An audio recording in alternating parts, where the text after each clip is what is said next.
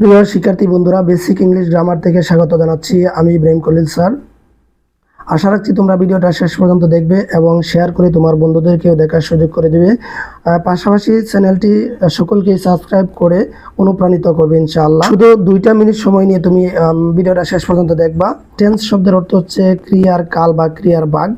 আমরা আজকে এই ভিডিওতে শুধু শিখব সকল টেন্সের ইনডিফিনিট টেন্স। আমরা জানি প্রধানত টেন্স 3 প্রকার। এই 3 প্রকার টেন্সের শুধু ইনডিফিনিট টেন্সের গঠনগুলো আজকে জানবো।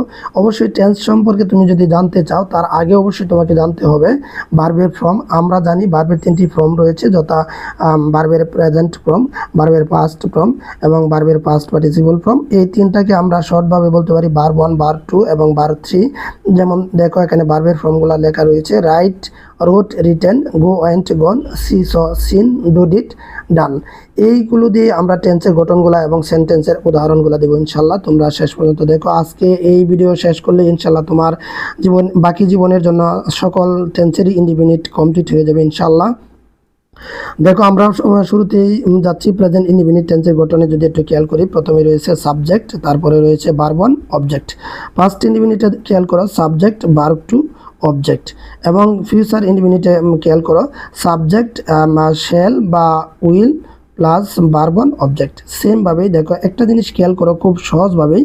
দেখো প্রথম প্রেজেন্ট ইনডিফিনিটে ভার্ব 1, আবার ফিউচার ইনডিফিনিটেও রয়েছে ভার্ব 1, শুধু শ্যাল অথবা উইল যোগ করতে হয়েছে। আর এইখানে দেখো এখানে প্রেজেন্ট ইনডিফিনিটে ভার্ব 1, পাস্ট ইনডিফিনিটে ভার্ব 2। কত ইজি না? দেখো আমরা উদাহরণগুলো যদি একটু খেয়াল করি, প্রথমে রয়েছে I write a letter, I রোট a letter, I shall write a letter. এই ক্ষেত্রে দেখো পার্থক্যটা কী নেওয়া হয়েছে। এখানে রাইট, এই রাইট থেকে আমরা নিলাম প্রেজেন্ট ইনডিফিনিট টেন্সের গঠন, আর রোট থেকে করলাম পাস্ট ইনডিফিনিট টেন্সের গঠন। দেখো আবার I shall write a letter. তার মানে 3টা ইনডিফিনিট টেন্সের গঠন খুবই সহজ। আমরা যদি আরও একবার বলি, প্রথমটা হচ্ছে ভার্ব 1, পাস্ট ইনডিফিনিট হচ্ছে ভার্ব 2, আবার ফিউচার ইনডিফিনিট হচ্ছে শ্যাল উইল ভার্ব 1। আশা করছি তোমরা ধরতে পেরেছো এবং খুব ইজিলি শিখতে পেরেছো। অবশ্যই তোমরা নোট করে রাখবা। He does the same, he did the same, he will do the same. দেখো খুব ইজিলি এখানে দেখো ভার্বের ফর্ম ডো, ডিড, ডান। তাহলে আশা রাখছি তোমরা অলরেডি ধরতে পেরেছ। বাকি ভার্বগুলো দিয়েও তোমরা টেন্সের গঠনগুলো করে যাবে ইনশাল্লাহ। দেখো আমরা এখানে নিচের সেন্টেন্সগুলোকে এক ইনডিফিনিট টেন্স থেকে অন্য ইনডিফিনিট টেন্সে পরিবর্তন করো। আমি 2টা সেন্টেন্স দিয়ে রেখেছি। তোমরা এই 2টা সেন্টেন্সকে তোমরা কোন টেন্সে আছে আগে আইডেন্টিফাই করবা, তারপরে অন্য টেন্সে রূপান্তর করবা।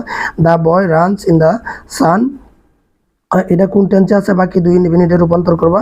আর they will go to park, এটা কোন টেন্সে আছে আগে ধরবা, তারপর বাকি 2 ইনডিফিনিট টেন্সে রূপান্তর করে। অবশ্যই তুমি খাতায় লিখে স্ক্রিনশট দিয়ে কমেন্ট করতে পারো, অথবা তুমি কমেন্ট বক্সেও তুমি এইগুলার কমেন্ট করে যেতে পারো। এতক্ষণ আমার সাথে থাকার জন্য সকলকে আন্তরিক ধন্যবাদ জানাচ্ছি, এবং শেয়ার করে অবশ্যই তুমি তোমার বন্ধুদেরকে দেখাবা এবং চ্যানেলটি সাবস্ক্রাইব করে সকলকে সাথে থাকতে বলবা ইনশাল্লাহ।